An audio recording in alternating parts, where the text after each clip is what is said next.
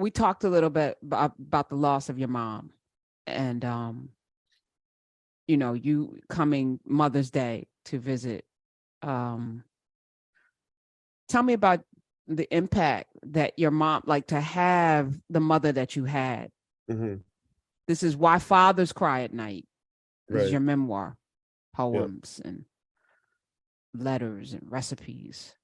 Where does mom come in, and tell me about her?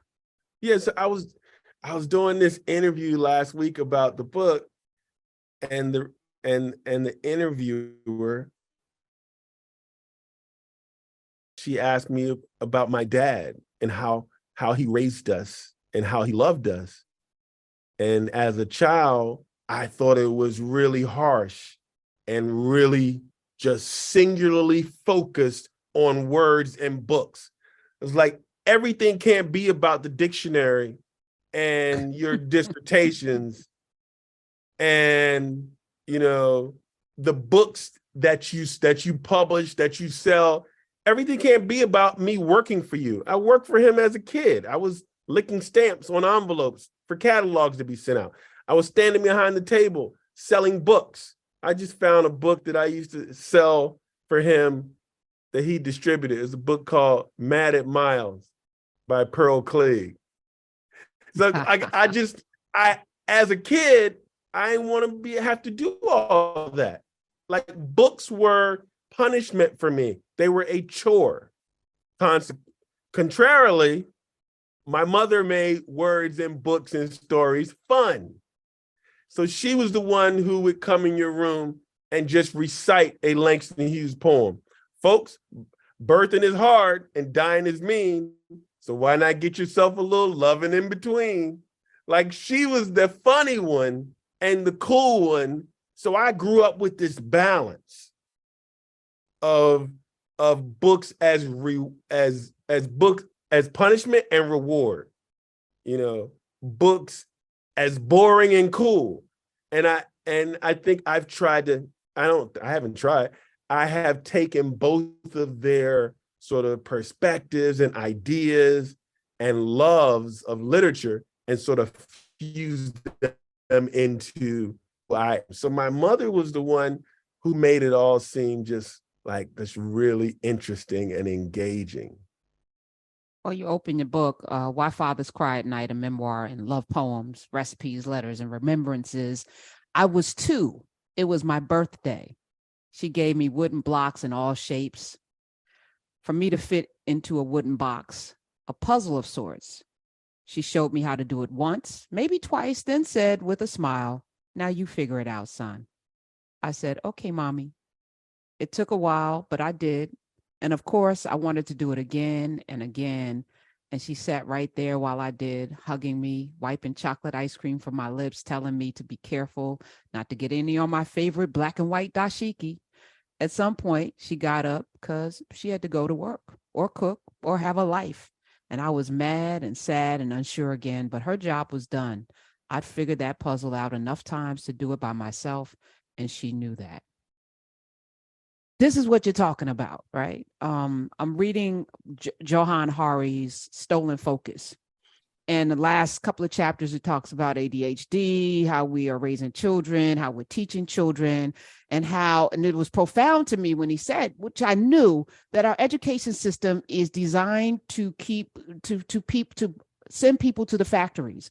So you are sitting still, paying attention, regurgitating, obeying, so that you can sit for 12 hours in a factory and not cause any problems. Right. We ain't got no factories that these kids are going to ever work in again, period. Really? So isn't it time to reimagine? And when we allow children to do what your mother did, which was, I'm going to show you a couple of times and you figure it out, the imagination, the creativity, and all of the things that we need as a society to be great.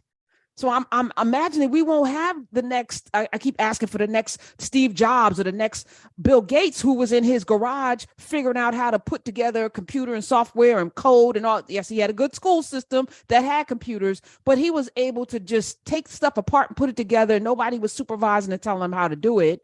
Today, though, everything is orchestrated for our children to the point that this thing that your mother did, That's not the norm. And what does 20 years from now look like when we don't have thinkers and imaginers?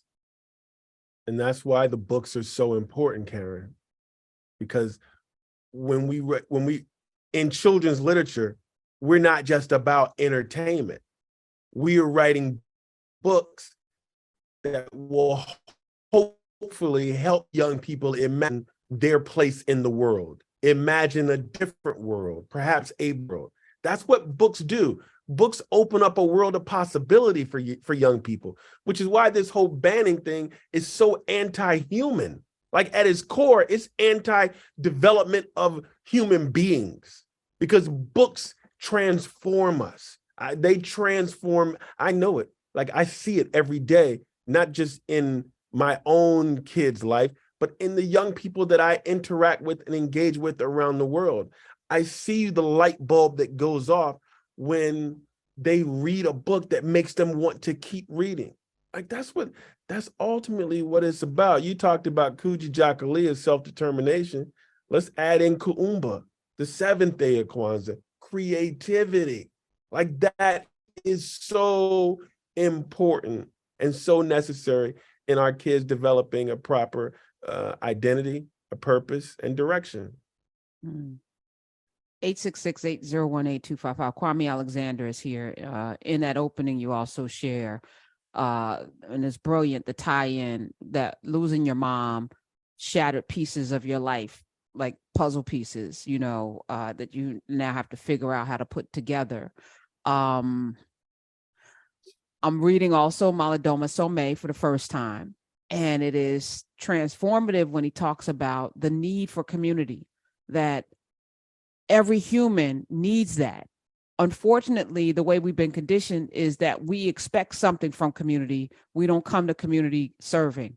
We don't come to community giving. That should be the edict, not what can you do? I'm here now, serve me. No, it's the opposite. And that's how we build. And I think about you losing what many people with the mom is the rudder. She's the anchor. She's the thing that grounds us, right? Most of us live our lives to not embarrass or make our mothers sad. We want my mom to be proud of the things that we do. And when she's not there, it's like, now what? Who do I impress with my greatness? Who am I going to talk to when I'm sad, when I'm lonely, when I'm, who's going to rub my back and wipe my tears at whatever age, right? So talk about that and how you have now, because I know last time you were here, we talked a little bit, but where are you now in this healing journey? Right.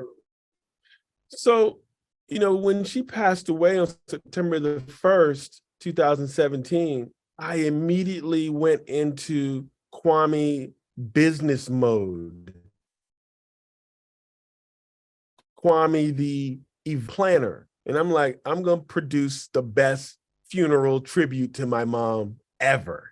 Like that was my thing. My sisters weren't capable of being involved. They were too broken. My father didn't. So I planned the best funeral ever. And I don't even know if you can have an MC at a funeral, but I was the MC. Like I was in the pulpit introducing folks. And I remember at one point, two things stand out for me. One was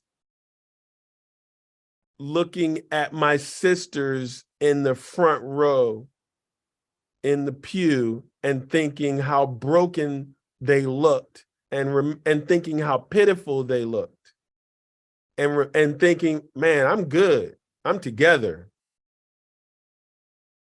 And as I look back on it, of course, I realized that I was probably the pitiful one because I had not allowed myself to go through the grieving process, which I am still dealing with. How do I deal with it? Well, this idea of community, coming together in unity. Nikki Giovanni, to bring it full circle, she's not a funeral person. She don't like funerals. I told her, you do not have to come to my mom's funeral. First time, only time in our 30-year friendship that she ever cursed at me.